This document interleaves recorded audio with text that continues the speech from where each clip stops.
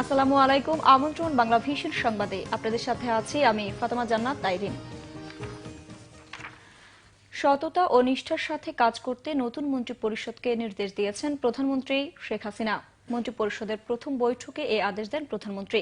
সে সময় উন্নয়নের ধারা অব্যাহত রাখতে মন্ত্রিপরিষদের সবাইকে কঠোর পরিশ্রম করারও আহ্বান জানান শেখ হাসিনা। শেষ খবর পাওয়া পর্যন্ত মন্ত্রিপরিষদের বৈঠক চলছে।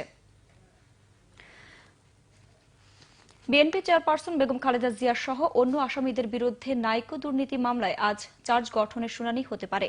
পুরান ঢাকার কেন্দ্রীয় কারাগারে স্থাপিত ঢাকার অস্থায়ী ৯ নম্বর বিশেষ জজ আদালতের বিচারক মাহমুদুল কবিরের আদালতে মামলাটি বিচারাধীন রয়েছে। বেগম খালেদা জিয়াকে কারাগার থেকে বিশেষ আদালতে হাজির করা হতে পারে বলে জানা গেছে।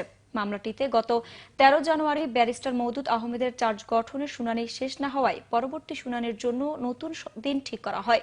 চলতি মাসের ৩ জানুয়ারি নাইকো দুর্নীতি মামলার শুনানিতে এসে বিচারককে আদালতের বিষয়ে অসন্তোষ জানিয়েছিলেন বিএনপি চেয়ারপারসন বেগম খালেদা জিয়া। টেকনাফে গুলিতে একজন নিহত হয়েছে। পুলিশের দাবি নিহত ব্যক্তি তালিকাভুক্ত মাদক ব্যবসায়ী। নিহতের নাম শামসুল প্রকাশ ওরফে বারমায়া শামসু। পুলিশ জানায় শামসু স্বরাষ্ট্র মন্ত্রণালয়ের তালিকাভুক্ত মাদক ব্যবসায়ী। রবিবার ইয়াবা সহ আটকের পর তাকে জিজ্ঞাসাবাদ করা হয়। পরে রাতেই তার তথ্য অনুযায়ী টেকনাফের দমদমিয়া চেকপোস্ট এলাকায় অভিযানে যায় পুলিশ। সেখানে বন্দুকযুদ্ধে নিহত হয় শামসু।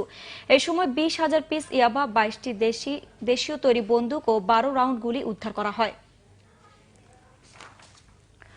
সৌদি আরব থেকে দ্বিতীয় দফায় রোহিঙ্গা মুসলিমদের বাংলাদেশে বিতরণের পরিকল্পনা করছে দেশটির সরকার। সৌদি থেকে ২৫০ রোহিঙ্গাকে আজ ঢাকা পাঠানো হতে পারে বলে দাবি করেছেন মানবাধিকার কর্মীরা।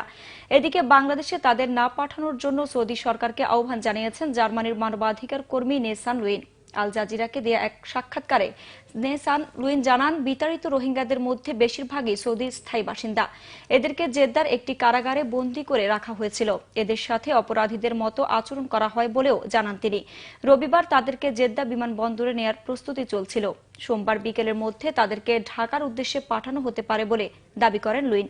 তিনি বলেন, সৌদিতে বসবাস করা ৩ লাখ রোহিঙ্গাই ভারত, পাকিস্তান, বাংলাদেশ ও নেপালের পাসপোর্ট নিয়ে দেশটিতে যান। তবে ঢাকায় ফিরে আসলে এই রোহিঙ্গাদের কারাদণ্ড হতে পারে আশঙ্কা প্রকাশ করে তাদের না পাঠাতে সৌদি সরকারকে আহ্বান জানান তিনি। যুক্তরাষ্ট্রের অচল অবস্থা অবসানের সমঝোতার জন্য দেয়া প্রেসিডেন্ট ডোনাল্ড ট্রাম্পের প্রস্তাব নাকচ হওয়ায় ডেমোক্র্যাটদের উপর চড়াও হয়েছেন তিনি। নতুন প্রস্তাব পেশ করার আগেই সেগুলো নাকচ করে দিয়েছে ডেমোক্র্যাটরা, এমন অভিযোগ করেন তিনি। অচল অবস্থা নিরসনে ডেমোক্র্যাটরা মার্কিন প্রেসিডেন্ট ডোনাল্ড ট্রাম্পের নতুন প্রস্তাব প্রত্যাখ্যান করায় একাধিক টুইট বার্তায় ক্ষোভ প্রকাশ করে তিনি বলেন, প্রস্তাব দেওয়ার আগেই মার্কিন পার্লামেন্টের নিম্নকক্ষ প্রতিনিধি পরিষদের স্পিকার ন্যান্সি পেলোসি ও ডেমোক্র্যাটদের অন্যান্য সদস্যরা তা নাকচ করে দেন। অপর একটি টুইট বার্তায় প্রেসিডেন্ট ট্রাম্প বলেন, অপরাধ বা মাদকে বিরোধীদের নজর। তারা কেবল ২০২০ সালের নির্বাচনটাই চোখে দেখছেন, যেটাতে তারা জিততে পারবেন না। শনিবার এক ভাষণে উত্থাপিত ২টি প্রস্তাবে প্রেসিডেন্ট ট্রাম্প বলেন, অবৈধভাবে প্রকাশ করা ৭ লাখ অভিবাসী যারা ছোট থেকে যুক্তরাষ্ট্রে আছেন তাদের ৩ বছর থাকার ও কাজ করার অনুমতি দেওয়া হবে। এছাড়া সাময়িক সুবিধা পাওয়া অভিবাসীদেরও ৩ বছর থাকার অনুমতি দেওয়া হবে বলে জানান তিনি। তবে মেক্সিকো সীমান্তে দেয়াল নির্মাণের জন্য ৫০০ কোটি মার্কিন ডলার তহবিল বরাদ্দের বিষয়ে অনড় রয়েছেন তিনি। পরে প্রস্তাবটি অগ্রহণযোগ্য বলে নাকচ করে দেন ডেমোক্র্যাটরা। ৫ দিন নীরব থাকার পর আবার সরব হচ্ছে মিরপুর শেরেবাংলা স্টেডিয়াম। সিলেট পর্ব শেষে আজ আবারও ঢাকায় ফিরছে বিপিএল। সোমবার মিরপুরে দিনের প্রথম ম্যাচে দুপুর ১:৩০টায় মুখোমুখি হবে কুমিল্লা ভিক্টোরিয়ান্স ও রাজশাহী কিংস। দিনের দ্বিতীয় ম্যাচে পয়েন্ট টেবিলের শীর্ষ দল ঢাকা ডাইনামাইটস খেলবে দ্বিতীয় স্থানে থাকা চিটাগাং ভাইকিংসের বিপক্ষে। এই ম্যাচটি শুরু হবে সন্ধ্যা ৬:৩০টায়। ডাইনামাইটসরা পয়েন্ট টেবিলের শীর্ষে থাকলেও ভাইকিংসদেরও সুযোগ থাকছে সবার উপরে ওঠার। ঢাকার এই পর্বে টানা ৩ দিনে 6টি খেলা হবে। এরপর আপনি করে বলি, কারণ ও আমাকে কখনো বলেনি তুমি করে বলো।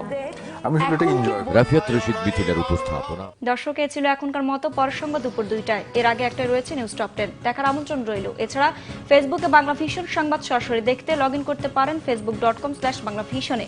এতক্ষণ সাথে থাকার জন্য ধন্যবাদ সবাইকে।